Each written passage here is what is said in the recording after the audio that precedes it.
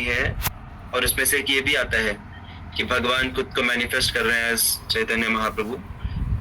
सो ये सारी जितनी भी एक्टिविटीज है भगवान की, ये उनके ब्लिस का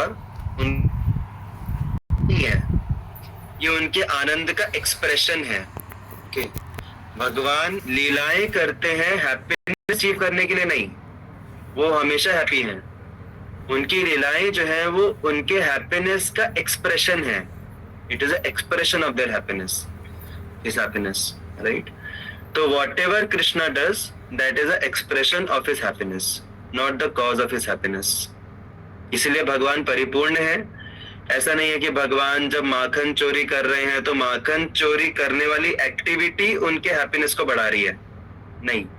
माखन चोरी करने वाली एक्टिविटी जो है वो उनके हैप्पीनेस का एक्सप्रेशन है, राइट? जब वो डांस कर रहे हैं, गोपास के साथ में खेल रहे हैं, गोपियों के साथ नाच रहे हैं, तो वो हैप्पीनेस अचीव करने के लिए नहीं कर रहे, वो उनके हैप्पीनेस का एक्सप्रेशन है।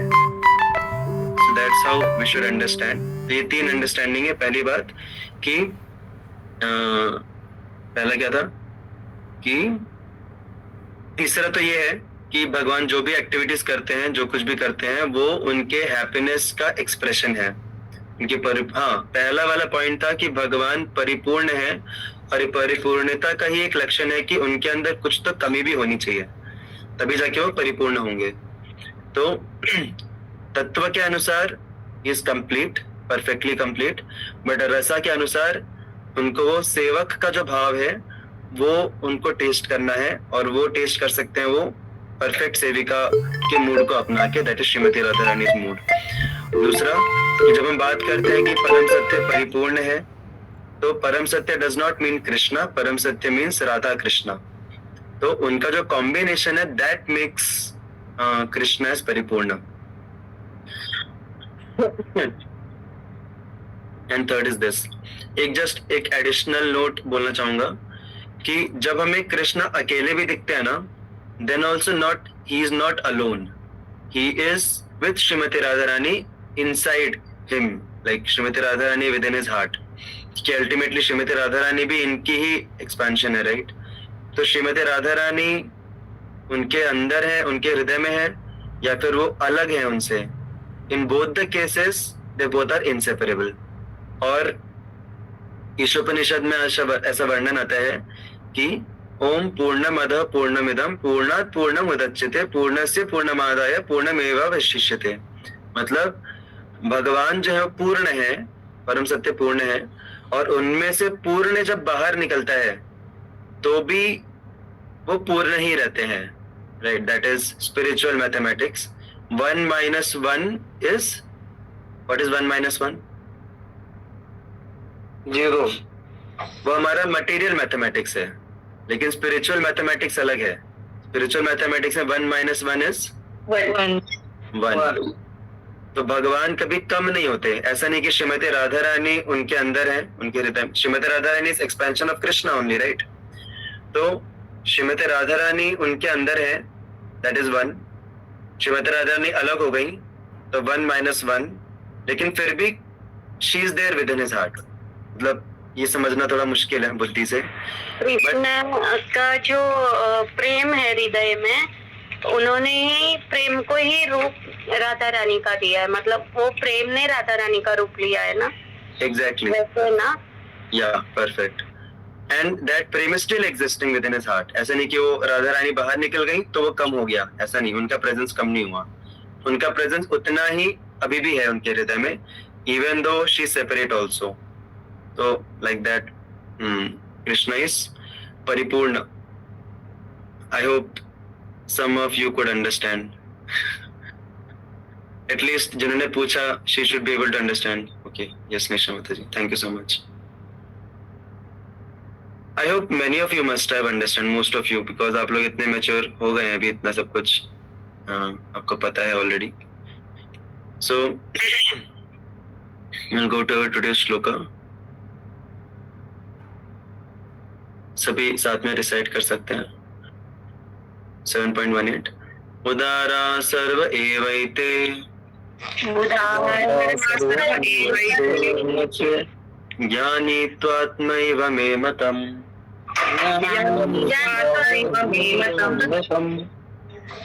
आस्थितः सयुक्तात्मा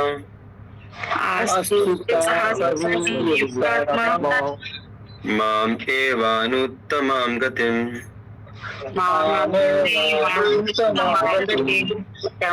कृपया कोई रिसाइट कीजिए। मैं करूं प्रभु जी? कीजिए ना। उदारः सर्व एवैते सर्व एवैते ज्ञानी त्वामैव मे मतम्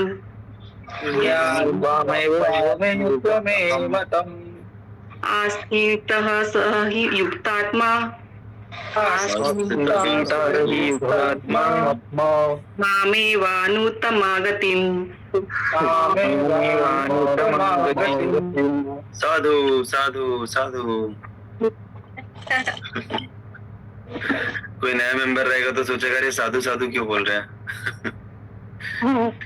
but sadhu means very auspicious और वेरी प्लेजरेबल, इसका मीनिंग होता है साधु। So very nice recitation done by mata ji. साधु का मतलब सिर्फ वही नहीं होता पर्सन साधु, साधु का मतलब ऑस्पिशियस भी होता है। Okay, so will go ahead translation. Hare Krishna.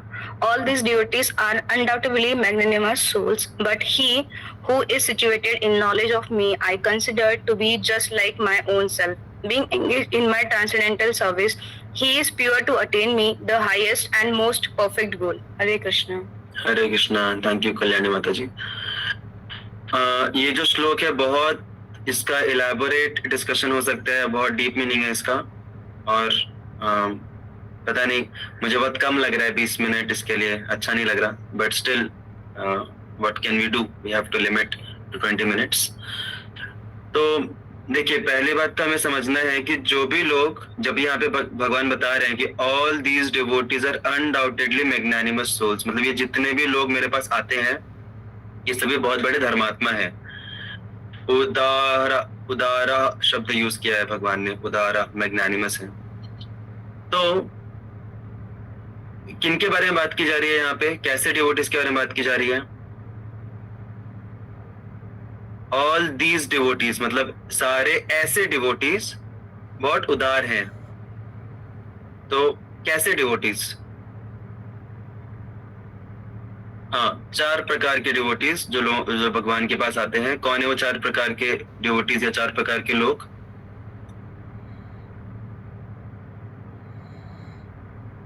ज्ञानी अभ्यर्थी वही है क्या?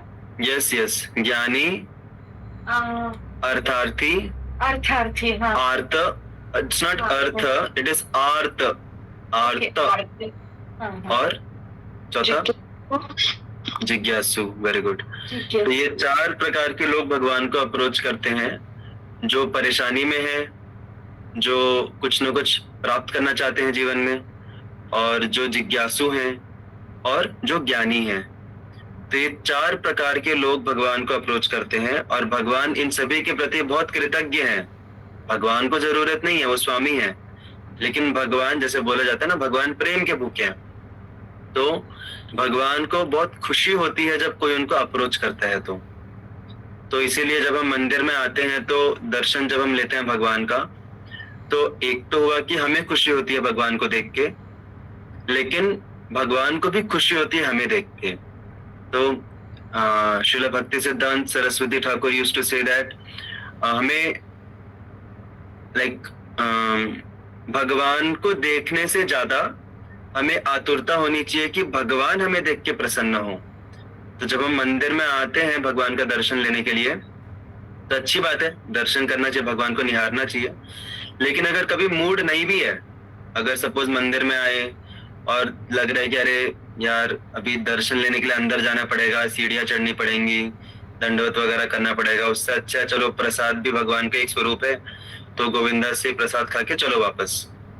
तो अगर ऐसा कभी मूड आता है तो हमें समझना चाहिए कि भगवान हमें देखने के लिए तरस रहे हैं। भले ही हम ना तरसे, लेकिन भगवान हमको देखने के लिए तरस रहे हैं। राधा वृंदावन चंद्र।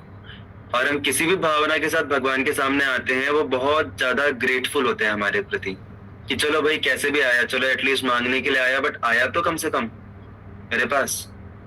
तो जैसे माता पिता को कुछ नहीं चाहिए बच्चों से, माता पिता परिपूर्ण है, लेकिन जब बच्चे उनसे बातचीत करते हैं, आके मिलते हैं, तो naturally they feel very grateful to the children because there is love. तो उसी भावना से भगवान बोल रहे हैं कि कोई कैसे भी आए, चलो ठीक है मांगने के लिए आया, बट मैं उसको बहुत उदार समझता हूँ। ये हुआ एक अंडरस्टैंडिंग।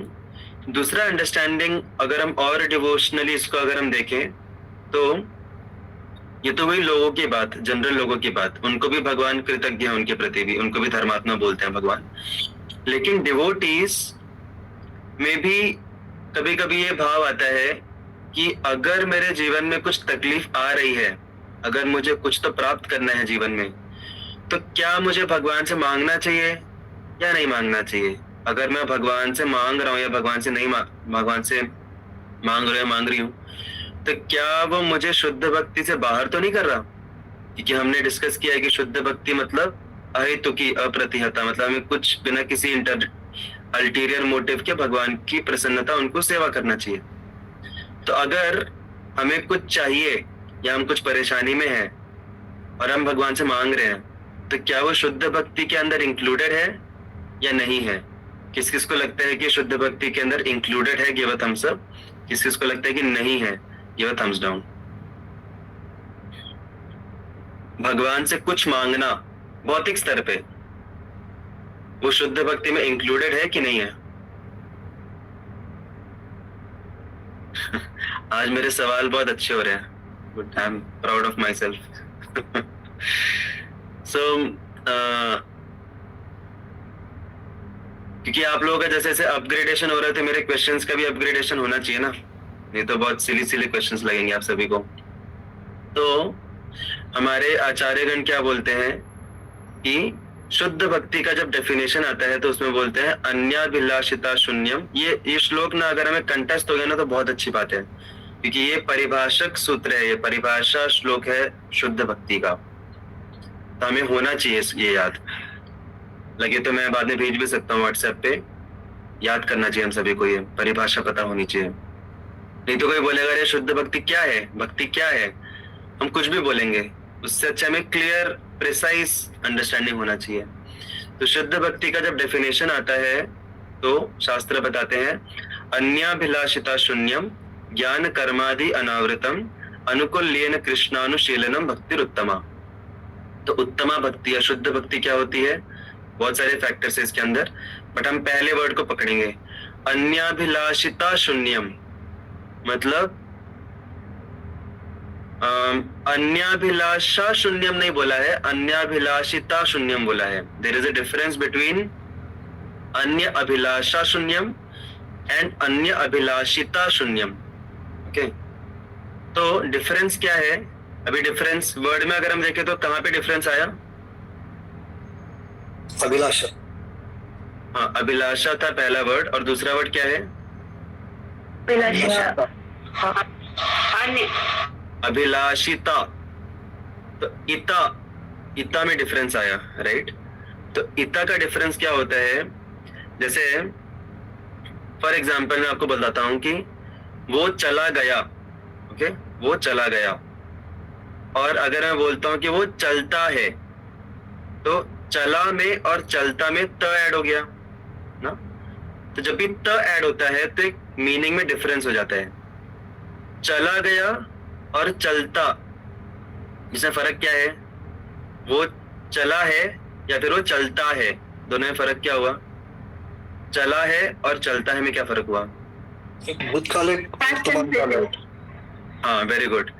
चला है मतलब हो गया, वन टाइम इवेंट है वो ना। चला है मतलब वन टाइम इवेंट, या खाया है मतलब वन टाइम इवेंट। जब हम बोलते खाता है या चलता है तो वो एक रेगुलर इवेंट हो गया ना। खाता चलता ये रेगुलर इवेंट हो गया, समझ रहे हैं कि नहीं? थोड़ा टेक्निकलिटीज में हम जा रहे हैं। तो अन्य अभिलाषा शून्यम, अभिलाषा का मतलब होता है कि कभी कोई डिजायर आ गई, दैट इज अभिलाषा। अभिलाषिता मतलब हमेशा ही डिजायर रखना। जैसे खाया मतलब एक टाइम इवेंट है, खाता मतलब हमेशा का इवेंट है वो ना। तो वैसे अभिलाषा मतलब एक बार कुछ तो इवेंट, कुछ तो इच्छा आ गई, और अभिलाषिता मतलब हमेशा ही हमारी इच्छा रहती है कुछ तो। डिफरेंस समझा ये? तो जब हम शुद्ध भक्ति की बात कर रहे हैं तो उसमें क्या बोला जा रहा है? अन्य अभिलाषा शून्यम होना चाहिए। ओके, सॉरी, अन्य अभिलाषा शून्यम नहीं बोला है, मतलब ऐसा नहीं बोल रहे कि कभी कोई इच्छा आनी ही नहीं चाहिए, ऐसा नहीं बोल रहे हैं। क्या बोला जा रहा है? अन्य अभिलाषिता शून्यम होना चाहिए, मतलब हमारी वो टेंडेंसी नहीं रहनी चाहिए। टेंडेंसी में प्रॉब्लम है कि हम भगवान को अप्रोच कर रहे हैं इच्छाओं की पूर्ति के लिए। ओके, जब हम बात कर रहे हैं अन्य अभिलाषिता, मतलब हम अन्य अभिलाषिता के साथ ही भगवान को अप्रोच कर रहे हैं, वो शून्य करना है हमें। तो अगर इतना सब टेक्निकलिटीज नहीं समझी तो इतना समझिए कि कभी हमारे जीवन में कुछ संकट आया या कभी हमें बहुत इंटेंस डिजायर है कुछ प्राप्त करने की, और हम जाके भगवान से मांग रहे हैं, भगवान से प्रार्थना कर रहे हैं, तो वो शुद्ध भक्ति से बाहर नहीं ले जा, वो शुद्ध भक्ति के बाहर नहीं है। दैट इज इंक्लूडेड इन शुद्ध भक्ति, क्योंकि उसमें हमारा भाव क्या है कि हमारे शेल्टर है ना भगवान, भगवान हमारे शरण है। हम कहाँ जाएं, किससे मांगे? भगवान से मांगना पड़ेगा, क्योंकि वही हमारे सब कुछ है। तो अन्य अभिलाषा is not a problem. Once in a while कभी कुछ भगवान से मांगना is not a problem. Problem कहाँ पे आती है? हम भगवान को अप्रोच कर ही रहे हैं अपनी इच्छाओं की पूर्ति के लिए। Okay, we are approaching the lord just as a tool to satisfy my material desires. हम भौतिक इच्छाओं की पूर्ति के लिए भगवान को यूज कर रहे हैं। So that is condemned. वो भक्ति से बाहर लेके जाता है, शुद्ध भक्ति से। तो यहाँ पे समझा क्या है? इसमें पहले वाले केस में भगवान फोकस में है, और ठीक है डिजायर आ गई तो भगवान से मांग लिया, that is okay. Second case में फोकस है हमारी इच्छाओं के ऊपर, और भगवान को हम जस्ट यूज कर रहे हैं टू फुलफिल अवर डिजायर्स। तो ये शुद्ध भक्ति से बाहर लेके जाता है हमें। तो एंड दिस इज कॉन्डेम्ड। तो यहाँ पे भी जब भगवान बोल रहे हैं कि ये जो लोग मुझे अप्रोच कर रहे हैं कुछ डिजायर्स के साथ, ये भी बहुत बड़े उदार हैं, ये भी बहुत बड़े धर्मात्मा हैं। तो इसका एक हायर लेवल का अंडरस्टैंडिंग है कि जब भक्त भगवान को अप्रोच करते हैं कुछ डिजायर के साथ, तो भगवान उनको फिर भी खुश होते हैं कि क्योंकि ये भी शुद्ध भक्ति का ही पार्ट है, और भगवान फिर उनको देते भी हैं और धीरे धीरे उनकी कॉन्शियसनेस को और अपलिफ्ट भी करते हैं। तो एक स्तर हुआ कि हम अगर हम इसमें भी बात करें, वृंदावन लीला की भी बात करें, तो जब भी कुछ संकट आता था तो सारे के सारे भक्त कृष्ण की शेल्टर लेते थे, कृष्ण को प्रोटेक्शन देने के लिए बोलते थे। अभी क्या हम ऐसा डाउट कर सकते हैं कि व्रजवासी जो है वो शुद्ध भक्ति में नहीं है? डेफिनेटली देयर इन शुद्ध भक्ति, लेकिन वो भगवान को सिर्फ इच्छाओं को पूर्ति करने के लिए अप्रोच नहीं करते, वो भगवान से प्रेम करते हैं, इसके लिए वो अप्रोच करते हैं हमेशा। और कभी कुछ संकट आया तो उसमें भी भगवान की शरण लेते हैं। So that is one understanding. तो ये हुआ पहले पार्ट के ऊपर डिस्कशन। लेकिन फिर भी भगवान ऐसे लोगों से उतने खुश नहीं है जितने कि ऐसे लोगों से हैं जो कि भगवान को नॉलेज के साथ अप्रोच करते हैं। तो यहाँ पे एक बहुत इंपॉर्टेंट पॉइंट आता है कि अभी अगर आपको काफी सारे लोग बोलते होंगे या नहीं भी बोलते होंगे तो आगे जाके बोलेंगे कि अरे इतना सीरियस क्यों हो रहा है यार भक्ति में? भक्ति तो हम लोग भी करते हैं ना। अभी ये भक्ति तो हम भी करते हैं, हम भी जानते हैं कृष्ण को ना। और उनके लिए भक्ति का मतलब क्या होता है? उनके लिए भक्ति का मतलब होता है कि कुछ तो भगवान का, कृष्ण का टीवी सीरियल देख लिया। For some watching TV serial about Krishna, that is bhakti. किसी के लिए मूवी देख लिया भगवान को, वो भक्ति है। किसी के लिए किसी के लिए ऐसा लगता है उनको कि हमारे जीवन में सब अच्छे से हो रहा है, हमारा बिजनेस अच्छा चल रहा है, हमारा पढ़ाई अच्छा चल रहा है, हमारा मैरिड लाइफ अच्छा चल रहा है, तो भगवान की बहुत कृपा है हमारे ऊपर, और भगवान की बहुत कृपा है। और ये एक्नॉलेज करना भक्ति है कि हम भगवान को मानते हैं कि भगवान ने हमारे जीवन में सब अच्छा रखा है, और वो हमारी भक्ति हो गई। और अधिकांश लोग ऐसे ही पाए जाते हैं हमारे हिंदू समाज में। कि भगवान सब अच्छा, भगवान का आशीर्वाद है हमारे सिर पे ना, एंड दैट इज अवर भक्ति। वो एक्नॉलेज कर देना वो हमारी भक्ति है। और कुछ लोगों को लगता है कि जब कुछ एग्जाम आ गया या कुछ जीवन में कुछ यही जो अभिलाषिता वाला भक्ति, कुछ चाहिए तब जाके वो भगवान के पास जाएंगे। और ऐसे लोग, फिर कुछ लोग ऐसे रहते हैं जिनको ठीक है पीढ़ी दर पीढ़ी उनके परिवार में समहाउ कृष्ण को पूजा जा रहा था, तो उनके लिए भक्ति क्या है कि हर दिन दिया जला देना भगवान के सामने, थोड़ा सा वो आरती घुमा देना, घंटी बजा देना, मत्था टेक लेना, दैट इज भक्ति। और कभी कृष्ण का मंदिर दिखा तो जाके ऐसे थोड़ा सा झुक के ऐसे प्रणाम कर लेना, दैट इज भक्ति। और फिर ऐसे लोग बोलते हैं कि हम लोग भी तो भक्ति कर रहे हैं, तो तुम इतना सीरियस क्यों बन रहे हो? तो ये इनका डेफिनेशन हुआ भक्ति का, ये इनका अंडरस्टैंडिंग हुआ कि ये भक्ति है। लेकिन जिसकी भक्ति हम करना चाहते हैं तभी उनका भी तो सुनना चाहिए ना, कि ठीक है कृष्ण का क्या पर्सपेक्टिव है, ये तो हमारा पर्सपेक्टिव है कि हम भक्ति कर रहे हैं, लेकिन कृष्ण क्या बोल रहे हैं? कृष्ण बोल रहे हैं कि ऐसे लोगों को ठीक है, मतलब मैं धर्मात्मा मानता हूं, मैं उनके प्रति भी कृतज्ञ हूं, बट मैं उतना इंटरेस्टेड नहीं हूं ऐसे लोगों में। I am not so much interested in such people. मैं किन में इंटरेस्टेड हूं, किन में इंटरेस्ट, भगवान किस में इंटरेस्टेड है बताइए? The one who is situated in the knowledge of Krishna भगवान। हाँ, जो नॉलेज के साथ अप्रोच करता है भगवान को। नॉलेज इंपॉर्टेंट है इसमें। अभी मैंने जितने भी एग्जांपल दिए, वो मत्था टेकने वाले, नारियल फोड़ने वाले, दिया जलाने वाले, ऑफ कोर्स ये सब करना प्रॉब्लम नहीं है, बट उसको ही सिर्फ भक्ति में समझ लेना। या फिर एग्जाम से पहले जाना भगवान के पास जाना, या फिर सेंटिमेंटली, जैसे किसी ने लिखा है, सिर्फ गाने सुनना, भगवान की कथाएं सुनना सेंटिमेंटली, या फिर सिर्फ भगवान का आशीर्वाद समझना हमारे सिर के ऊपर। तो इसमें कहीं पे नॉलेज इन्वॉल्व है क्या? इसमें से कोई भी लोग भगवान के बारे में, कृष्ण के बारे में नॉलेज प्राप्त करने का प्रयास कर रहे हैं क्या? कोई नहीं कर रहा, सब सेंटिमेंटल है, सब भावुकता के स्तर पे है ना। आगे जाके अगर जीवन में कुछ चैलेंजेस आएंगे तो सबसे पहला ब्लेम जाएगा कृष्ण के ऊपर, कि कृष्ण ने ऐसा कर दिया हमारे साथ।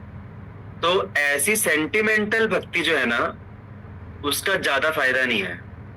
वो ठीक है करो आप एंटरटेनमेंट के लिए, टाइम पास के लिए और खुद को धर्मात्मा बोलने के लिए करो, बट भगवान उसको इतना सीरियसली नहीं लेते। भगवान किसको सीरियसली लेते हैं? जो उनके बारे में नॉलेज एक्वायर करने का प्रयास करता है। तो हमारा जो भक्ति है वो सेंटिमेंटल नहीं होना चाहिए। सेंटिमेंटल समझते हैं ना, इंग्लिश वर्ड है, सब लोग समझते होंगे, सिंपल सा वर्ड है। कुछ लोग डाउटफुल रिएक्शन दे रहे हैं। सेंटिमेंटल मतलब भावुकता के स्तर पे, सिर्फ भावना होना, भाव। हम तो भगवान भाव के भूखे हैं, भगवान भाव के भूखे हैं, और हम भाव से भरे हुए हैं, हमारे अंदर भाव ही भाव है। हम तो दिन रात भगवान का स्मरण करते रहते हैं। तो ऐसा जो भावुकता वाला जो भक्ति है, उसको भगवान सीरियसली नहीं लेते। भगवान सीरियसली किसकी भक्ति को लेते हैं? जिसकी भक्ति नॉलेज के साथ में बैकअप है, ओके? और वो नॉलेज मिलता है शास्त्रों से। तो सच में अगर हमें भक्ति करनी है प्रॉपर वाली, अगर हमें भगवान क्या बोल रहे हैं यहाँ पे? मैं ऐसे लोगों को जो मुझे नॉलेज के साथ अप्रोच करते हैं, ऐसे लोगों को मैं खुद की तरह ट्रीट करता हूँ। They are so important to me, they are like my own self. तो हम सभी के लिए सबसे प्रिय कौन रहता है? हम खुद ना। हम कभी कुछ भी आपदा आती है तो हम खुद को बचाने का प्रयास करते हैं, लेकिन भगवान बोलते हैं कि जो मेरी भक्ति ज्ञान के साथ करता है, नॉलेज के साथ करता है, मैं उसको खुद की तरह मानता हूँ। मतलब भगवान उसको कभी खरोच भी नहीं लगने देंगे। जैसे हम खुद को कभी खरोच भी नहीं लगने देते, वैसे भगवान ऐसे व्यक्ति को कभी कुछ खरोच भी नहीं लगने देंगे। That person is so dear to Krishna. लेकिन वो सिर्फ भावना वाली भक्ति से नहीं होगा, वो नॉलेज वाली भक्ति से होगा ना। तो इसलिए नॉलेज एक्वायर करना बहुत बहुत बहुत इंपॉर्टेंट है। तो आई जस्ट एंड तो नहीं हो पाएगा क्योंकि इसमें बहुत एस्पेक्ट्स बच्चे भी हैं अभी इस श्लोका में। I don't know what to do, so let's see, I think what we can do, but I just and with 2 examples. पहला एग्जांपल है दुर्योधन का और अर्जुन का, महाभारत का। दुर्योधन ने भी कृष्ण को अप्रोच किया अर्जुन ने भी कृष्ण को अप्रोच किया। बहुत लोग बोलते कि कृष्ण को हम बस अप्रोच कर रहे हैं, दैट इज माई भक्ति। तो वैसे तो दुर्योधन भी भक्त हो गया। क्या दुर्योधन भक्त था कृष्ण का? नहीं। तो ऐसे लोग जो सिर्फ भगवान को अप्रोच करते हैं अपनी इच्छाओं की पूर्ति के लिए, they can be considered in Duryodhan's category. क्योंकि दुर्योधन को भी भगवान नहीं चाहिए थे। दुर्योधन को क्या चाहिए था? दुर्योधन को भगवान की शक्ति चाहिए थी, इसके लिए उन्होंने भगवान को अप्रोच किया, राइट। वो भगवान के सिरहाने पे बैठ के भगवान से उनकी नारायणी सेना मांगे, क्योंकि उनको ज्ञान नहीं था कृष्ण के बारे में ना। अभी अर्जुन में और दुर्योधन में दोनों ने कृष्ण को अप्रोच किया। दोनों में से अर्जुन ने कृष्ण को मांगा, और दुर्योधन जो था वो अंदर ही अंदर हंस रहा था फूट फूट के। उसके दिल में लड्डू फूट रहे थे कि कितना बड़ा पागल है ये ना अर्जुन, कि नारायणी सेना को छोड़ के कृष्ण को मांग रहे हैं, और जो कि लड़ने भी नहीं वाले। क्या फायदा ऐसे कृष्ण को मांग के? तो वो अंदर ही अंदर हंस रहा था अर्जुन के ऊपर। लेकिन प्रॉब्लम क्या था? उसको पता नहीं है, नॉलेज, उसको नॉलेज नहीं है कृष्ण की, इसलिए उसने कृष्ण को नहीं चुना, नारायणी सेना को चुना। उसी प्रकार से जो लोग विदाउट नॉलेज कृष्ण को अप्रोच करते हैं, वो दुर्योधन की तरह कुछ तो छोटा मोटा मांग के आ जाते हैं भगवान से। लेकिन जो अर्जुन की तरह नॉलेज के साथ अप्रोच करते हैं कृष्ण को, वो कुछ नहीं मांगते, वो कृष्ण को मांगते हैं। और जब जरूरत पड़ती है तो कृष्ण उनको सहारा देते हैं, भगवत गीता बता के ना, अंदर से सहारा देते हैं।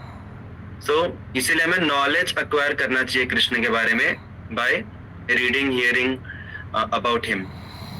और दूसरा एग्जाम्पल, एक बार एक शिष्य को उनके जो गुरु हैं उन्होंने एक पारसमणि दिया, पारसमणि सॉरी, उनको वो दीक्षा देते समय उन्होंने हरे कृष्ण महामंत्र उनके कान में बोला, और ये शिष्य बहुत खुश हो गए। आप में से काफी लोगों ने सुना होगा पहले की स्टोरी। वो शिष्य बहुत खुश हो गए, और क्योंकि मुझे मेरे गुरु ने मंत्र दिया मेरे कान में।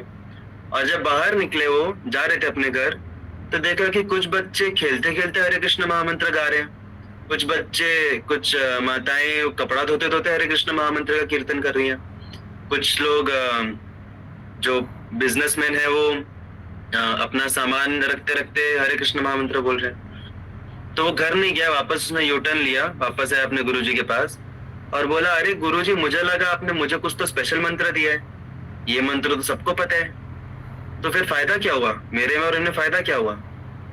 तो वो गुरुजी ने उसको जवाब नहीं दिया। गुरुजी ने उसको बोला, ये लो पारस पत्थर और लेके जाओ, और जिन भी लोगों को तुमने हरे कृष्ण महामंत्र गाते हुए सुना उनको यह पारस पत्थर दो। हो गया।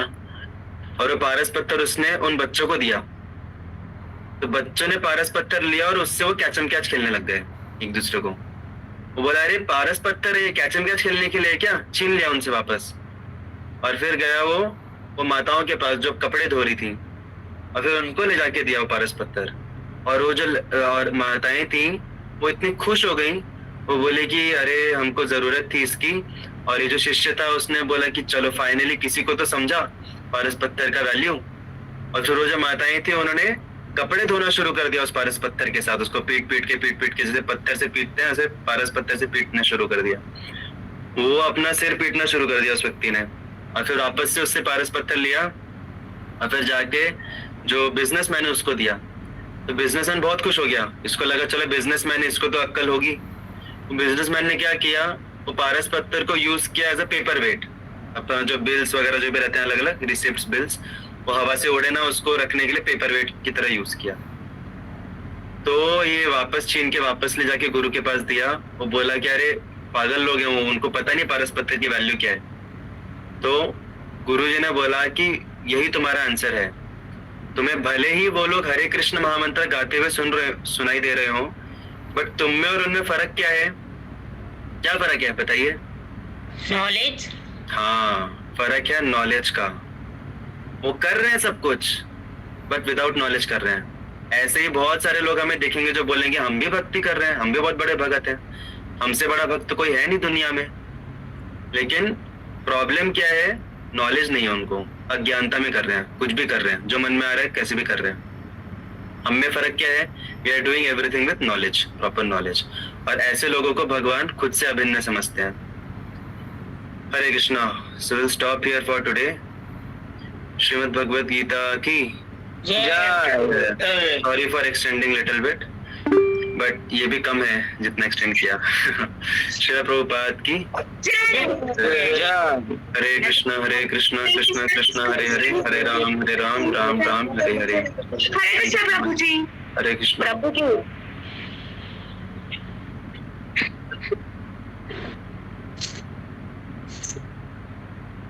Hare Krishna.